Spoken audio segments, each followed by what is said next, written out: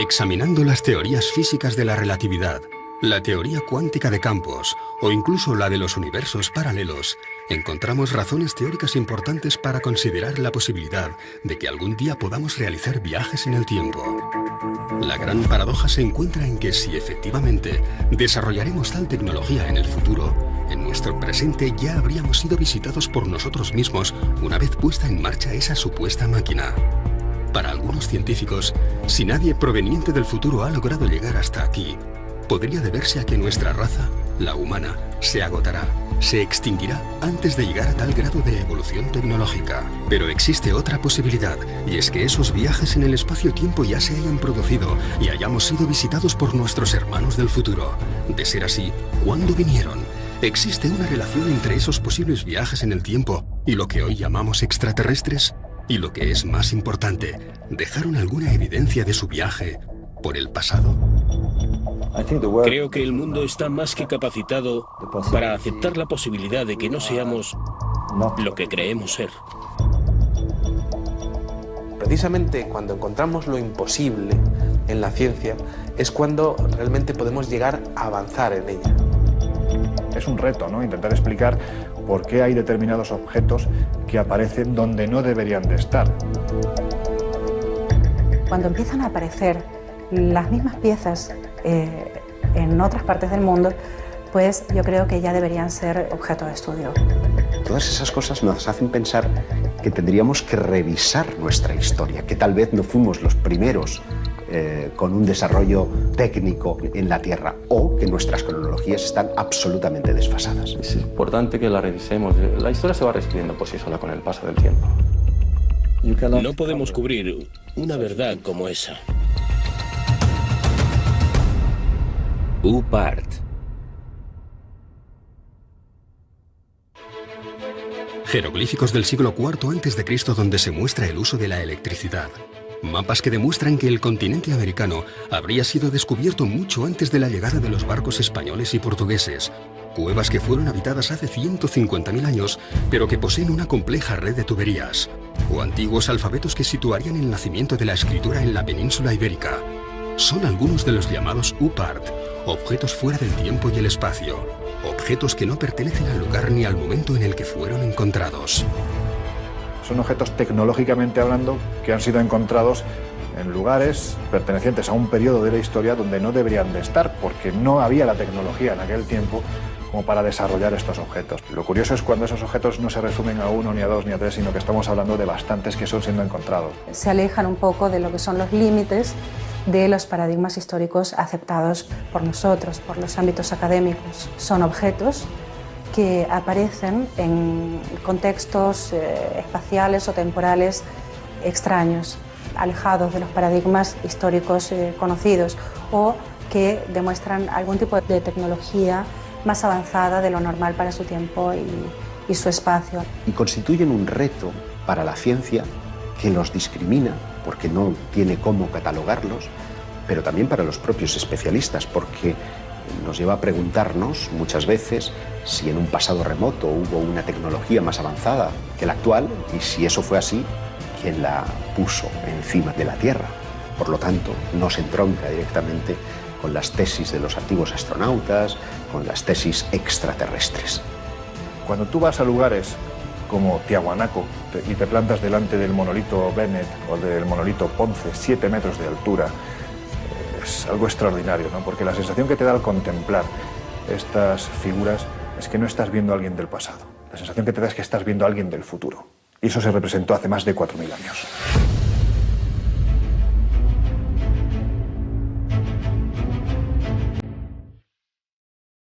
A principios de los años 70, en la mina de carbón de Ottosdal, en Sudáfrica, se trabaja sobre un estrato de 2.800 millones de años. Los mineros, todos ellos locales, han encontrado unas extrañas bolitas metálicas. La roca de la que proceden corresponde a una era en la que supuestamente no existía ningún tipo de vida inteligente.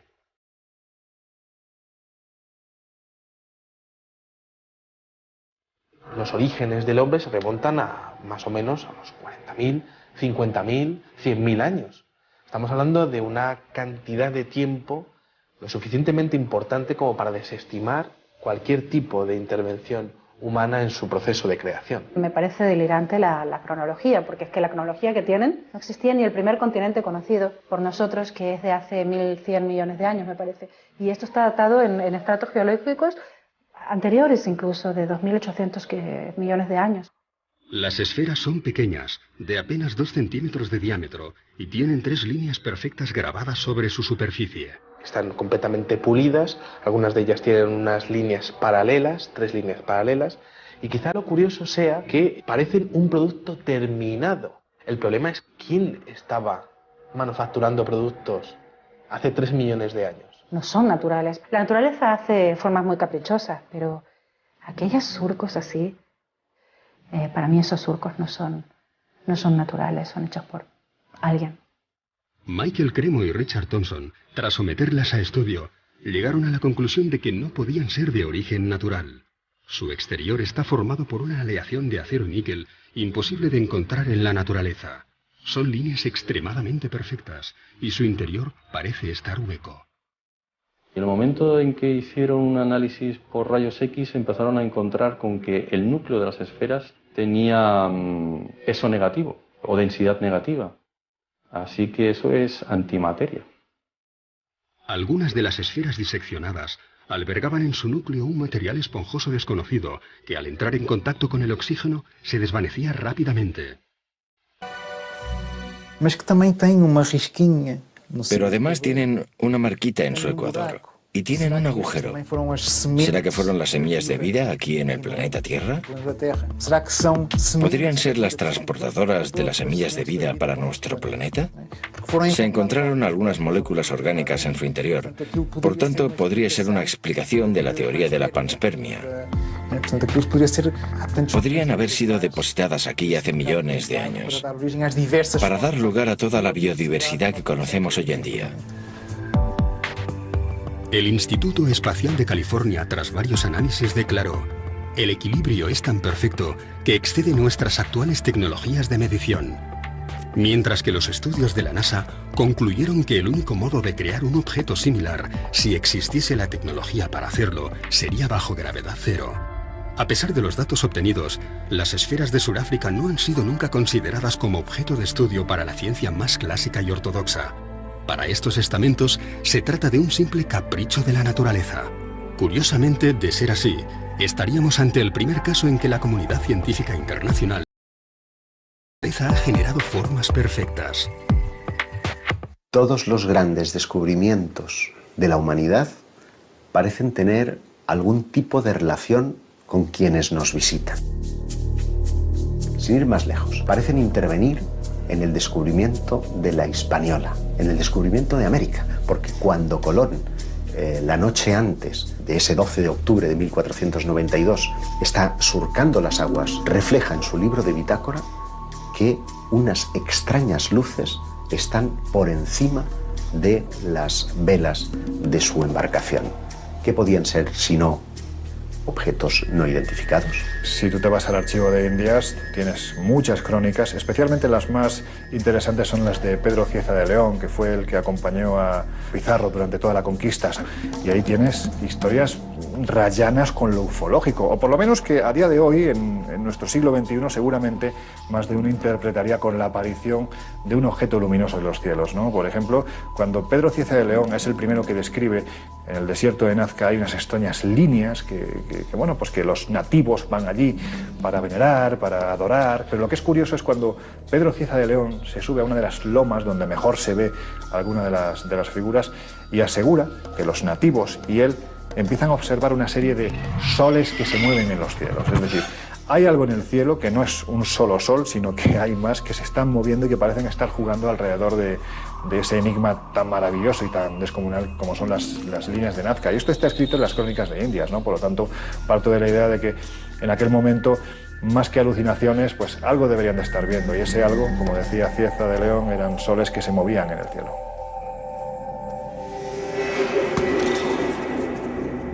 Si realmente estas luces u objetos no identificados acompañaron a los descubridores portugueses y españoles del siglo XVI, podrían estar también relacionadas con algunos de esos artefactos fuera del espacio y el tiempo que tanto intrigan a los historiadores.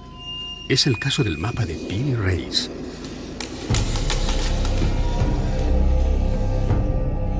Nueve años después del descubrimiento de América, un corsario llamado Kemal Reis capturó 7 naves junto a las costas españolas. Alguno de los hombres que acompañó a Cristóbal Colón se encontraba entre los prisioneros que fueron interrogados por el pirata. Así que encomendó a su sobrino, el almirante Piri Reis, que confeccionase un mapa del mundo conocido, basándose en el relato de aquellos españoles cautivos. El resultado es un mapa pintado sobre cuero de gacela con todo tipo de detalles, dibujos y anotaciones en las que afirma haber obtenido la información de 24 mapas distintos. Uno de ellos perteneciente a Cristóbal Colón, alguno de la época tolemaica e incluso algunos provenientes de lo que él llamó los antiguos reyes del mar. Piri Reis afirma que sus fuentes son muy anteriores y eso nos estaría dando unos datos que, por supuesto, romperían completamente, ¿no?, con la ortodoxia, ya no sobre los chinos o los polinesios, que sí que ya llegaron por lo menos 500 años antes que Cristóbal Colón, pero datos mucho más antiguos todavía. Pero llama mucho la atención algunos detalles que ya no existían en aquel entonces o que no se habían descubierto, ¿no?, como es el tema de la Antártida, ¿no?, que hace la Antártida allí, ¿no?, en un mapa confeccionado encima de cuero de gacela, ¿no? O se ven, lo más importante a veces quizás incluso son los dibujos de animales. Allí, por ejemplo, se aprecian llamas encima de los Andes y todavía no se había llegado a aquella zona. ¿Cómo es posible que ya apareciera identificado como tal? Las Islas Malvinas, la desembocadura del río Amazonas o el cauce de algunos ríos del interior del continente africano son algunos de los territorios que no deberían aparecer en un mapa de principios del siglo XVI. Nuevamente nos encontramos ante una pieza que hace temblar algunos de los principios más sólidos de la historia convencional. No solo el mapa de Piri Reis, sino muchos otros mapas anteriores muestran las costas americanas y, sin embargo, la ciencia, los historiadores, siguen diciendo que América fue descubierta en 1492. Naturalmente, esos mapas anteriores han sido validados por esos mismos científicos. No es un contrasentido que sigamos diciendo que Colón fue el descubridor de América. En mi opinión, fue el que mejor marketing tuvo. América no es un continente que se haya descubierto en el año 1492.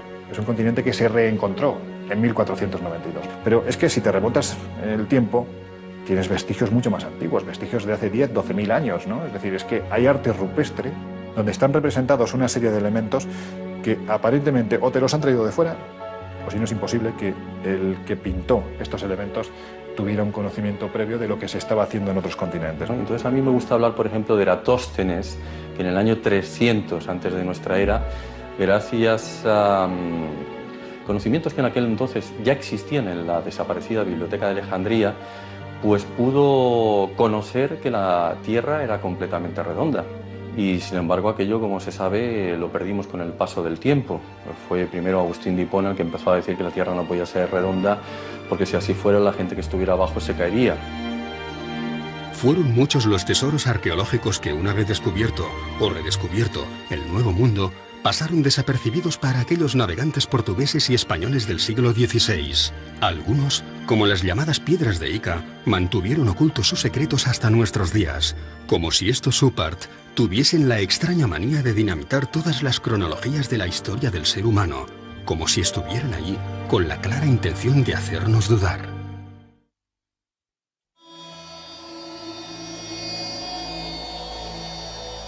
Quizá otro de los oparts más interesantes de la historia venga de las piedras de Ica.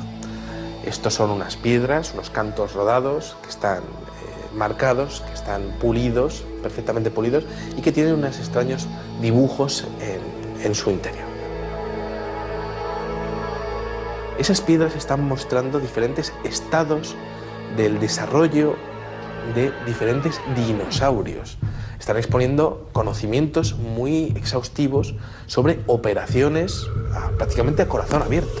Grandes dinosaurios que están siendo cazados por los hombres de aquella época. Triceratops o plesiosaurios en esas piedras. Entonces, ¿cómo conocían la existencia de esos monstruos si es que no los habían visto en algún momento, ¿no? Están mostrando a una auténtica batalla entre seres humanos y dinosaurios, algo que es imposible de pensar para la ciencia actual. La historia que se cuenta en esas piedras de Ica es prácticamente ciencia ficción. fueron descubiertas en Perú en 1966 por el Dr. Cabrera, hombre de ciencias que rápidamente se percató de que las escenas que contenían no podían haber sido descritas por una cultura anterior al descubrimiento. La mayor colección de esas piedras, más de 300, se encuentra hoy en día en Barcelona. Transfusiones de sangre, trasplantes de órganos, lentes, catalejos e incluso telescopios. Para el Dr. Cabrera solo cabían dos opciones. O una antigua civilización poseía una tecnología capaz de romper con todas las cronologías oficiales de nuestra evolución, o alguien proveniente de las estrellas y de un mundo infinitamente más desarrollado que el nuestro les hizo entrega de estos conocimientos hace miles de años. Una de las piedras muestra que de una mujer embarazada, de la sangre de una mujer embarazada, va una especie de sonda y que está comunicada con una persona a la que le están haciendo una extracción de corazón. Cuando se descubrieron esas piedras, no se sabía que la sangre de las embarazadas podría mejorar y evitar el tema del rechazo a órganos nuevos. Eso no se sabía cuando se estaban extrayendo esas piedras. Y en esas piedras, encontradas en estratos que tienen millones y millones de años, aparece perfectamente descrita. Si tenemos que barajar la posibilidad de que hace miles de años alguien hacía trasplantes de órganos, y no solo eso, además el paciente no se le moría, estamos hablando de alguien con una tecnología excesivamente avanzada. ¿Quién puede ser? Sinceramente, a mí, salvo los dioses, no se me ocurre nadie más.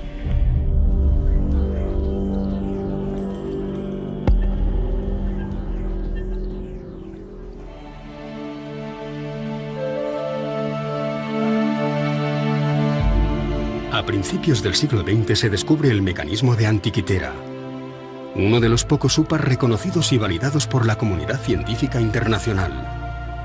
Una calculadora mecánica de bronce cubierta de signos e inscripciones en griego antiguo, que fue diseñada para calcular con total precisión los movimientos del Sol, la Luna y de otros cuerpos celestes como Mercurio o Venus.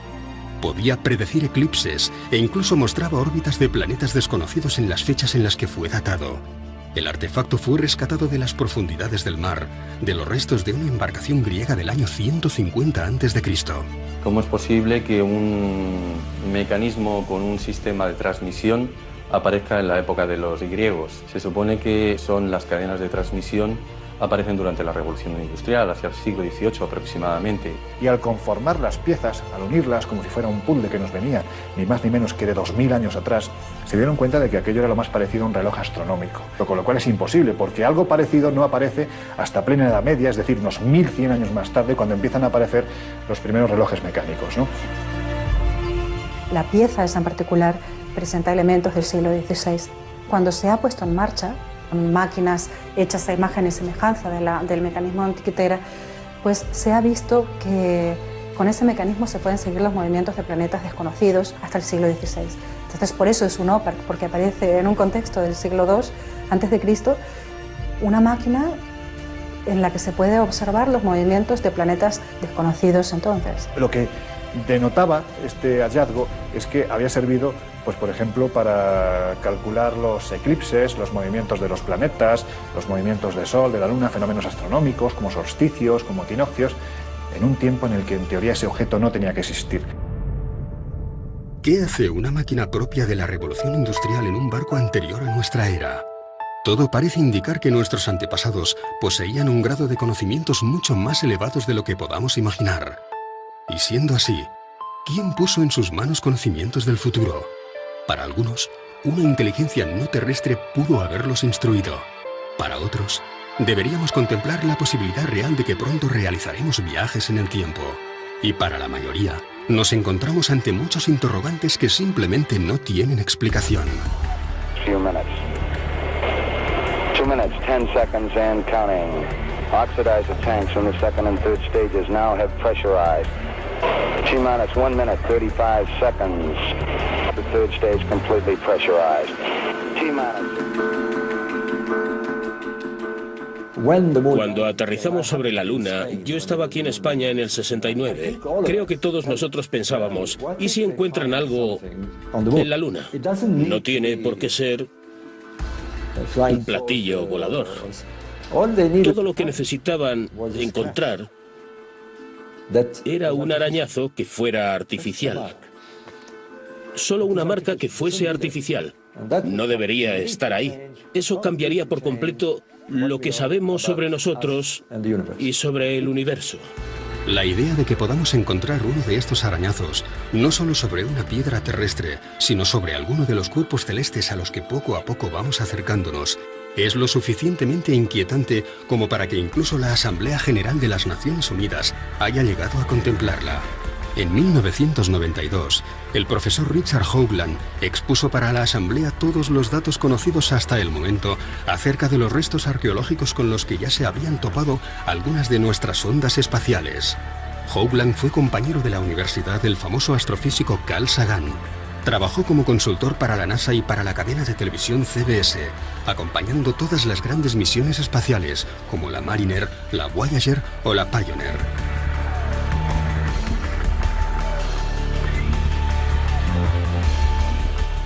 Pero fue la misión Viking la que, tras fotografiar sobre Marte una serie de formaciones rocosas muy similares a un rostro humano y lo que parecía ser las ruinas de una antigua civilización junto a una gigantesca pirámide, lo que llevó a Hoagland a especializarse en esta nueva modalidad de arqueología.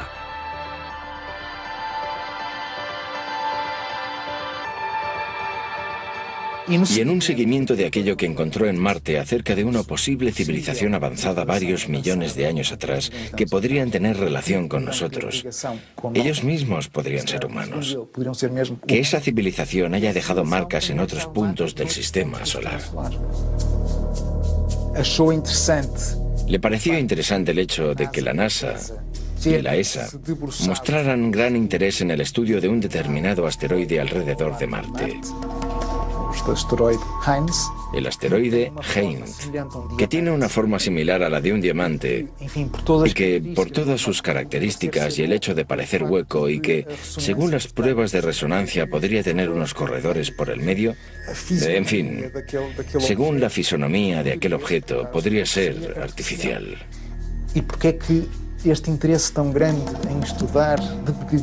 ¿Por qué ese interés por estudiar desde diferentes puntos de vista este pequeño asteroide?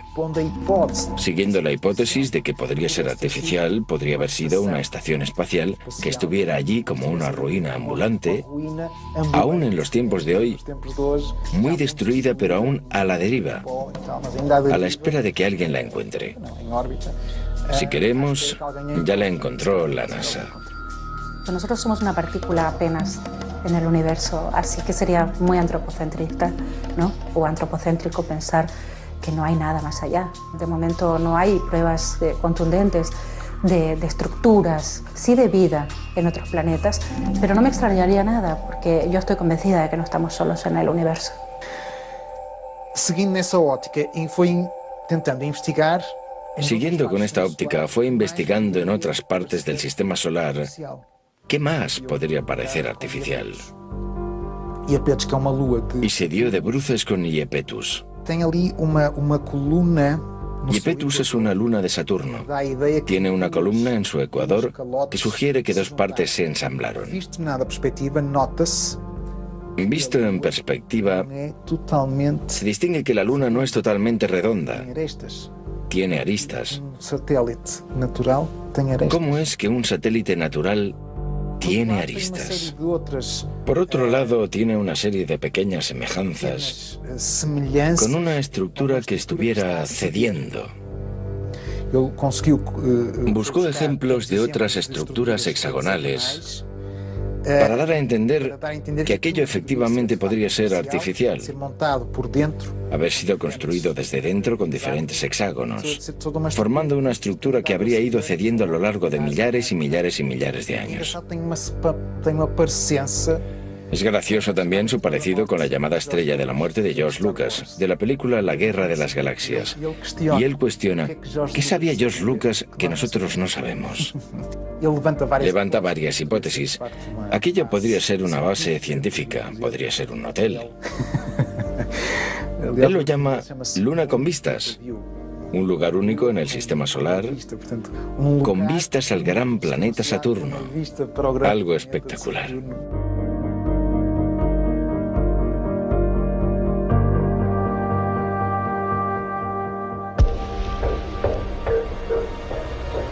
¿Dónde viene escrito quiénes somos? O mejor dicho, ¿dónde viene escrito quiénes fuimos? Puede que aún no hayamos encontrado la pieza arqueológica definitiva, pero da la sensación de que, cuanto más excavamos y removemos nuestro pasado, más preguntas desenterramos. Está admitido que el nacimiento de la escritura está en torno al 3500 a.C. en la región de Mesopotamia.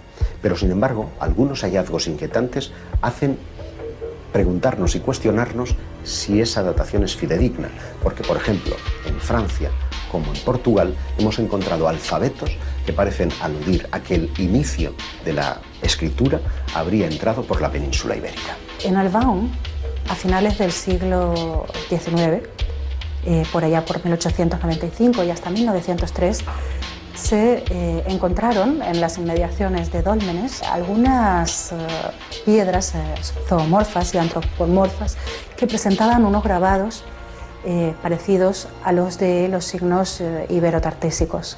Con figuras antropomórficas, zoomórficas, montando animales. Pero también, y es lo más importante, un conjunto de inscripciones muy próximas a un alfabeto. Por el contexto en el que fueron encontrados, porque esto sí que fue encontrado en un contexto arqueológico, y parecían tener casi 6.000 años, o sea, las dataron en el 4000 a.C. Esto, pues claro que rompería con el típico paradigma de que la escritura nació en Mesopotamia. Podría haber nacido en la península ibérica. Unos años más tarde, en los años 20, creo que fue en 1924, se encontraron los famosos signos de Glosel cerca de Vichy, en Francia, que también se parecían, curiosamente, a estos signos iberotartésicos y a los signos de Albaon. Y increíblemente, Glosel dio fechas de hasta 17.000 años. A mí me parece curioso constatar cómo Albaon, al extremo de una línea imaginaria, hasta Glosel, está situado en Francia, pero en los Pirineos, es el punto de partida y de final de una línea que tiene dos relaciones claras. Una con los megalíticos. En toda esa línea vamos a encontrar dólmenes y menires como si fueran mojones que van marcando una ruta específica. Una ruta, y es curioso, que tiene que ver con los objetos volantes no identificados. Un investigador galo, Aimé Michel, constató cómo todos los avistamientos que se producían en un solo día, en la década de los 60, parecían estar describiendo líneas rectas sobre los mapas. La más importante de todas ellas tenía su inicio en Vichy, en Francia, donde se descubrió el alfabeto de Glosel, y terminaba en Portugal, en Albaon.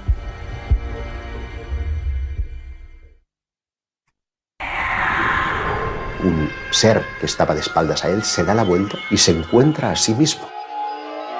¿Por qué hay determinados objetos que aparecen donde no deberían de estar? Estamos siendo tutelados por una especie de inteligencia. Secuestran generalmente mujeres jóvenes, tienen un interés fundamental en la genética, en la reproducción.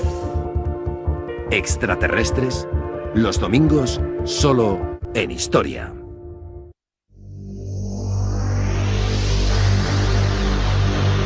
Uno de los oparts más interesantes es un tornillo que encontraron en una región de Rusia. Encontraron unas piedras que tenían 300 millones de años.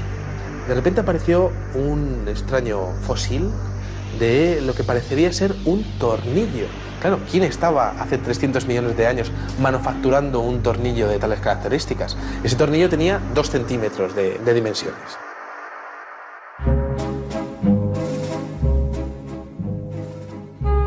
Tres siglos antes del nacimiento de Cristo, el pensador griego Arquitas de Tarento inventa el tornillo. Y por insignificante que pueda parecernos hoy en día, gracias a él nos convertimos en una especie tecnológicamente inigualable. Todo lo que inventamos necesita algún tornillo para mantenerse en pie. Aquella pieza encontrada en Rusia podría haber sido construida hace 300 millones de años. El ser humano no poblaría la Tierra hasta 250 millones de años más tarde. Es simplemente imposible. Ninguno de estos objetos debería estar donde fue encontrado. Viajes en el tiempo, civilizaciones perdidas hace millones de años o restos de algún tipo de visita proveniente de otro planeta muy similar al nuestro. ¿Nos encontramos ante un nuevo eslabón perdido o simplemente ante el tornillo que nos falta?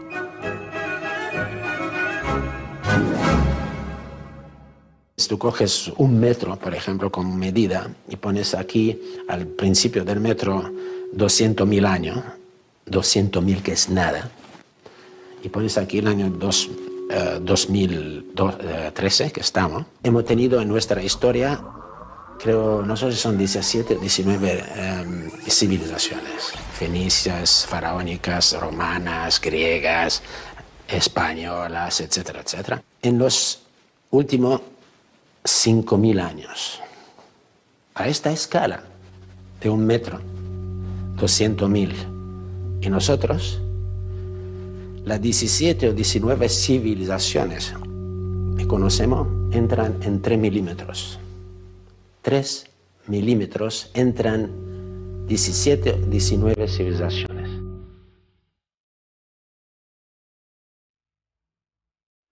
A principios del pasado siglo, se generalizó la creencia de que el ser humano ya había inventado todo lo que se podía inventar. Aún no existían los relojes digitales resistentes al agua, ni los ordenadores personales, ni la fregona. Einstein aún no había desarrollado la teoría de la relatividad.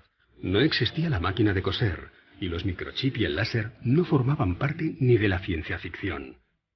¿Cómo reaccionaría una persona de 1903 al encontrarse ante un ascensor, unos prismáticos o unos auriculares?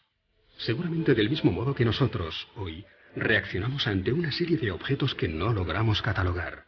Los UPART no solamente ponen en jaque a la ciencia más convencional, sino que desafían toda la lógica de nuestro evolucionado siglo XXI.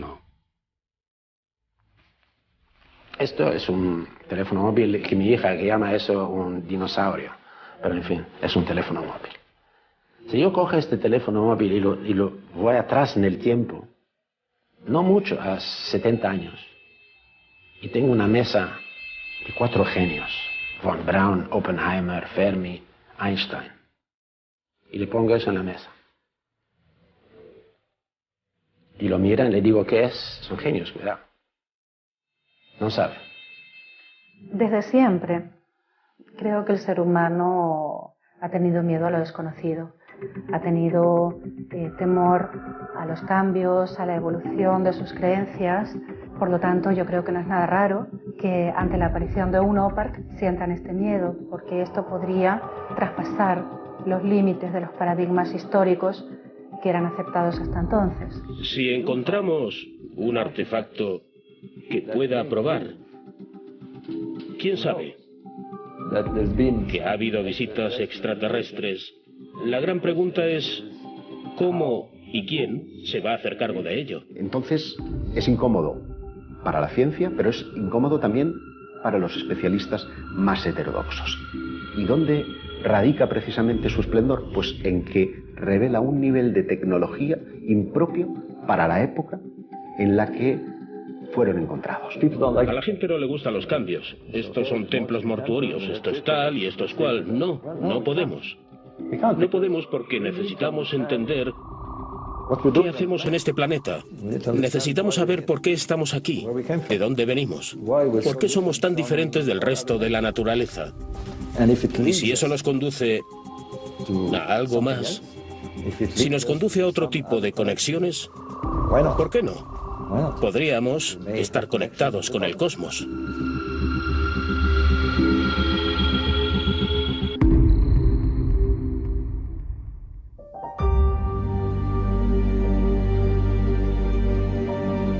En 1995, un equipo ruso hace un sorprendente hallazgo. Una enorme losa de piedra que parece mostrar un mapa tridimensional de los montes Urales. Un profesor llamado Chuprov ha oído hablar de unas estelas que muestran mapas de la antigüedad. Es una estela de 1,5 metros aproximadamente. La trasladan directamente de ese lugar a la universidad, la empiezan a analizar y descubren que aquello tiene 3 capas geológicas totalmente distintas. Y que lo que están viendo en realidad es un mapa, pero un mapa tridimensional, un mapa donde se muestran las montañas, los ríos, se muestra la zona en la que se encuentran ellos en todo momento.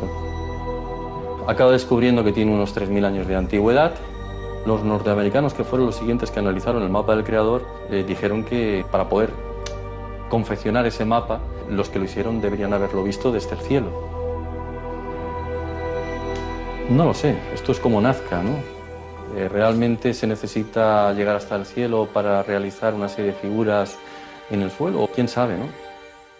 Un UPART es un objeto que se encuentra fuera de lugar o incluso fuera de su tiempo. Por ejemplo, en el siglo XIX los periódicos estaban repletos de casos de cadenas de oro o de monedas u otros objetos, incluso una campana que supuestamente habían encontrado en una mina de carbón. Por lo tanto, tendría millones de años de edad. Se publicó un libro que se llamaba Forbidden Archaeology, donde se recogen casos de UPARTs, no solo de objetos artificiales que muestran algún tipo de inteligencia avanzada, sino también de herramientas prehistóricas encontradas en estratos en la Tierra donde no deberían estar. Este libro es muy interesante porque muestra la posibilidad de que las civilizaciones empezaron muchos años o quizás 1 millón de años antes de la aparición del hombre en la Tierra, según las teorías oficiales. Uno de los casos recogidos en el libro de la arqueología prohibida es el de una pequeña lente de vidrio extraída por los arqueólogos en Egipto.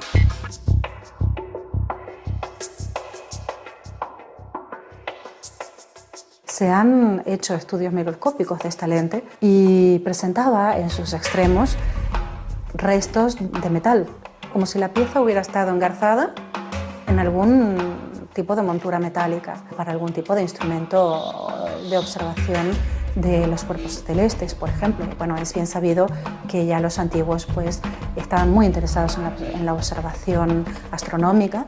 Prácticamente casi todos los aspectos de su vida se regían en torno a estos conocimientos. A mí no me extrañaría nada que hubieran creado algún tipo de mecanismo para una mejor observación del cosmos. El problema es que parece ser que para conseguir este material se necesitaba un punto de fusión que en el momento no se podía conseguir. El punto de fusión necesario para crear una de estas lentes solo podría obtenerse con la ayuda de la electricidad. Pero como sabemos, los egipcios no conocían la electricidad.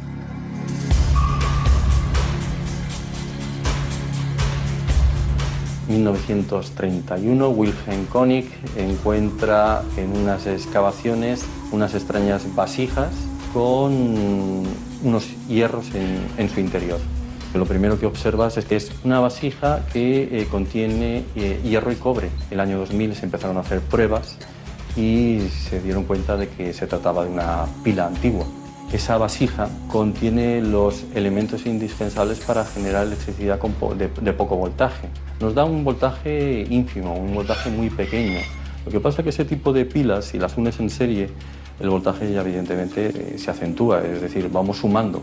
Para muchos es considerado la primera pila eléctrica de la historia. Se supone que fue Volta, en el año 1800, el primero que nos mostró una pila moderna, ¿no? Que muestran que los conocimientos de la electricidad ya existían en aquel entonces, ¿no? O joyas como las joyas de Tutankamón y otros faraones, donde se observa galvanización, la mezcla del oro con la plata, y que eso es imposible, salvo que se conozca la electricidad. Llegando a una gran conclusión para todo esto, supongamos que sabemos que hemos sido visitados por extraterrestres. Vale. ¿Se va a caer el cielo sobre nuestras cabezas? No. Intentaremos seguir investigando quiénes fueron. Para mí es algo maravilloso. No estamos solos.